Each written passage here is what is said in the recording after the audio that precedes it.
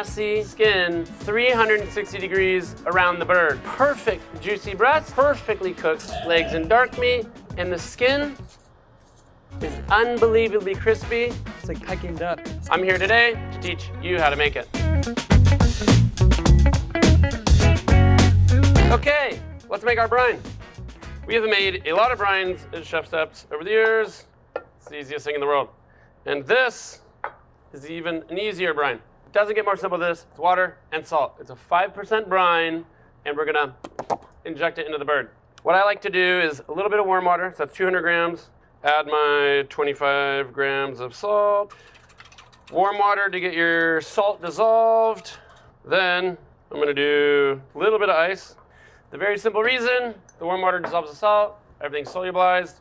The ice water makes it a safe ice cold brine to inject in your bird, you know? You don't want to inject warm water into meat or brines. It's not good for your health, you know, for bacteria growth. Okay, that's our brine. The only thing we're gonna do to this guy, and as far as butchery, is remove the wishbone. You just do a little scraping. You'll see it start to come to the surface here. Same thing. I just take my little pinchy fingers, feel it out. Sometimes it snaps in different places. I didn't get the whole one this time. There. And that way your knife's gonna go right through it. Okay, I got my bird. I'm gonna start injecting it. You know, it's not like a lab injection to somebody's heart, you know? So if there's like a little air, it doesn't really matter. I'm gonna inject a couple in the front, maybe one in the back, but really we're gonna go by how much volume we can get in there. And I generally just make pretty quick work of this. You'll notice I'm not stab, stab, stab, stab. The whole point of having the brine and the needle is so I don't puncture the skin. And the benefit is gonna be when you roast, the skin stays perfectly over all the meat. It's gonna be glassy, it's gonna be crispy, it's gonna brown nice and even. It's not gonna tear and shred open and expose the meat. One more here. Watch, you can kind of see it, watch. If you want to go hardcore, you know, it's ultimate roast chicken. Maybe like a little 10 milliliters. Now, I'm going to truss it, hang it. This thing's full of liquid and juice. Really, 3 things happen when I hang this chicken, okay? 1, the salt equilibrates as osmosis takes place and moves throughout the bird. 2, the chicken will hang and stretch. At the same time, the skin's gonna dry out, and that's what's gonna help you get to the ultimate roast chicken. Juicy meat, crispy skin. This is gonna be the easiest trussing you've ever done though. And I'm still gonna leave it on this tray because there's a lot of brine squirting around here. So you get a big long thing of twine. Here you go, make an M or something like that. What I like to do is just use this piece, you know, the first third or fourth. All you're gonna do is cross the legs.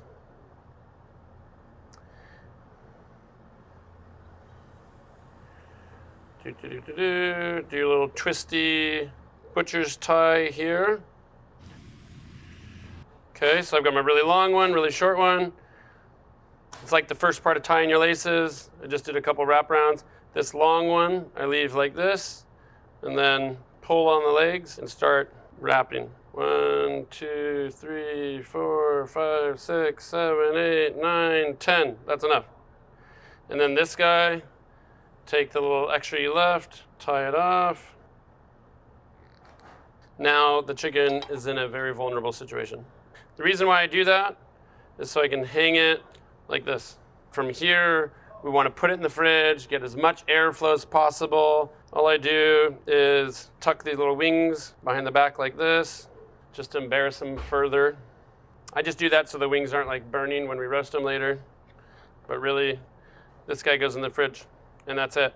And I'll put a fresh tray under it because over the next 24 hours, it's gonna be drip, drip, drip, drip, drip. But after the first day, it won't drip anymore because the salt's gonna hold on to the moisture, it starts to dry out, and that's it. From there, you're just looking at some visual cues for how the skin looks. Cool, let's go to the fridge. Ta-da! Over the next 1 day, 2 days, 3 days, the brine's gonna equilibrate all through the bird. And then day 2, day 3, day 4, day 5, the bird's gonna start to really dry out on the surface. And it'll go from kind of this yellow, white, looks fresh, to a little bit tackier. The skin will start to look very dry after, you know, maybe 10 days or something like that. But I'll show you what the visual cues are. It's not exactly 3 days or a week. It depends on your fridge, how much airflow, how much you're going in and out. If you've got this thing jam-packed with ingredients and foods and condiments and air can't move, it's gonna take longer. So this is what you're looking for at home. Like this is pretty much done. See how the dark meat starts to come through the skin? It's very dry. All this skin, even these little wrinkles are kind of crispy. All this side of the bird, the back, the butt, the tail, the little wing tips, they're all dry. Skin even down here is dry, starting to get clear. All this meat is almost see-through. So the skin's drying out, the bird's drying out. This guy is pretty much ready for roasting. So, bird's in, the tray for little juices, and that's it.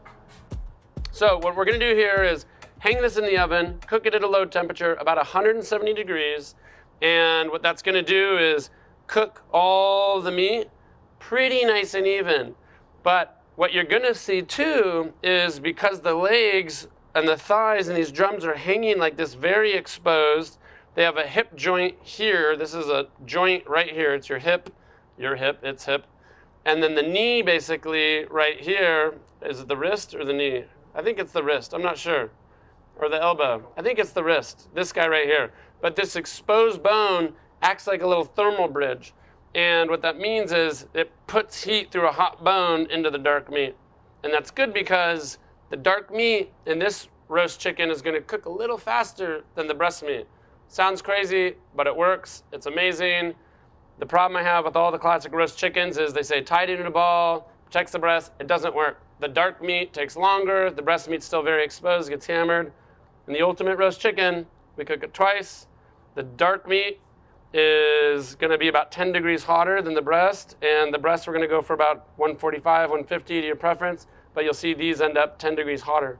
Then we take it out, let it rest, and then things get really interesting. To the oven. Okay, the one part about this whole recipe and this whole technique that's a little bit trickier to mimic at home. All the brining, the butchery, the hanging, you can do that at home very easily. This first part of the cook, you can do at home in any home oven very easily and repeatably. The searing step is the only step that's best in an oven like this. And the only reason is this oven puts out more energy than any home oven. Even if you got a $20,000 Wolf oven, it's only gonna be putting about 2,600 watts probably max in the oven, right? This is a 3-phase oven. It has a ton of energy, like 4,800 watts and a lot of airflow. So the sear is gonna be amazing. But we do have some tips and tricks to help you get an amazing sear in a home oven, conventional oven, or even a countertop oven. But this part, you can do in any oven. This is just to cook the bird. We're gonna hang it. You could put a bar, a rack, a baking rack, whatever you want. Just put something in there that it can hang on. This first phase is gonna take a few hours. It's not very exciting, but what you're trying to do is cook the bird. I'm gonna take a probe, any probe, and there's a lot of places you can temp it. I tend to watch the breast the most because that's the speed limit of the minimum viable temperature I wanna monitor. So I'm gonna, go to the thickest part is fine. So right in the center, so it's right down the middle, not so far up where it's thin, so the end of the probe is probably right about here, and that's it. And it goes to cook. If you have any oven at home that lets you adjust the fan, you want about as maximum fan you can without the bird flying around everywhere, okay? And that's our first cook. The first cook, all right? The bird's in there, it's gonna take a few hours. Out of the oven, hang it. This one I pulled out of the oven about an hour ago. This guy is cooked, but it's pale, it's yellow, it's not crispy. What I have here though is a really nicely cooked breast. It's cooked to a core of 145 degrees. The dark meat's a little darker.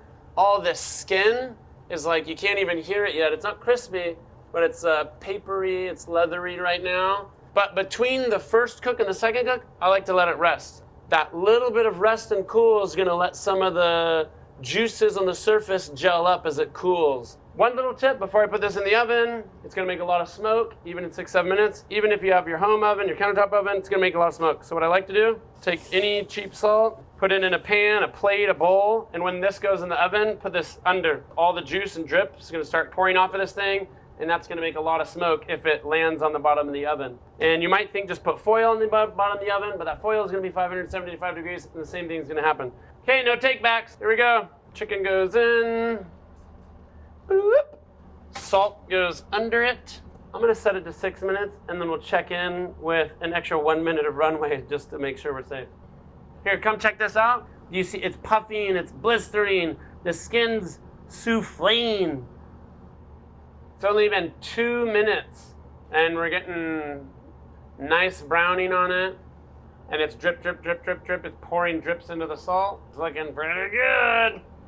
All right, it's been roasting, searing, browning, caramelizing, marinating, crisping for 7 minutes. I'm gonna take it out. It's gonna be very smoky. I do a little partial open, then a big open, then a grab. This is a very, very hot bird. Ho, ho, ho, ho, ho. It's like Peking duck. Even his little butt. All right, shall we? This is the ultimate roast chicken, how I would carve it at home. Remove bouquet garni. So again, I like to keep it on a rack if possible. Just keeps all the back skin, all this, as crispy as possible, because the juices are gonna start flowing and you don't want the skin to sit in it. So number one thing, as much as you can, I like to carve skin side up. So this is just kind of barely removing the crown here. If you wanted to, you could even put the breast on the rack.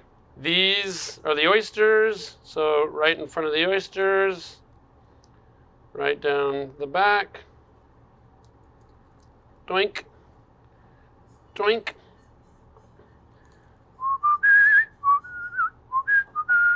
That guy can hang out there. I'd advise not letting it sit like this, you know, meat side. Should be okay like that, because the skin's hanging out nice and up. This is giving me other flashbacks. Usually, when it hangs, this line here lines up right with the joints. Let's see.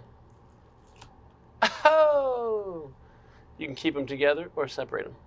I'm gonna separate them. This is the only bit of twine we used. Other nice thing, I guess, you know, when you do the traditional one, you got string all over the place. So a couple drumsticks. Cute. Split this guy. If I'm at home cooking for friends and family, I would just take out, this is the hip bone, the pelvis. I would just take that out, and I would leave this like this. You know, we think of carving and butchery, a knife, but sometimes it is, sometimes it's not. Here, I'm just getting the oyster, that's that, my favorite part. Again, getting the little tail and hip bone out. Trying to keep the skin here, so there's just the little femur or thigh bone. Okay, however you'd like to do this, but we have no wishbone because we took it out. I actually usually start from right there and go back. Then you can, if you want, do drums or breasts separately, but I don't know, I just think it's cute at home to keep it all together. So you start to peel the breast away until you see the wing joint right there, that little nugget, and you just cut right through it. So that's a whole breast. If you want, you can slice it maybe into two, depending on how many people are eating. Same thing here, slice. And you're basically a little pull, a little cut. And then you'll see that joint. Makes it easy to go right through that. And again, the main thing is I'm never like laying the skin, you know, in the juice. You know, you injected it, you hung it, you cooked it. You can screw it up by letting the skin just sit in the juice. So don't do that, okay? Maybe one nice little crispy cut here, and that's it. That's our ultimate roast chicken. Look how fucking juicy that is. God. Don't put sauce on it. Oh my God. When's the last time you roasted a chicken and it sounded like that? Yum. That's the ultimate roast chicken recipe. Our team at ChefSteps have done a lot of work creating the ultimate roast chicken guide. So no matter the oven you have, you can hone in your perfect roast chicken at home as well. Go to chefsteps.com. It's still crispy. It's still juicy and crispy. Look, wait. It's not very sexy, but that's data. No excuse for 10,000 sprints a Pain's day. weakness leaving the body. David Duck's chicken sprint. Okay. Subscribe to our channel and visit ChefSteps.com for more tips, recipes, guides, and tools to help you level up in the kitchen.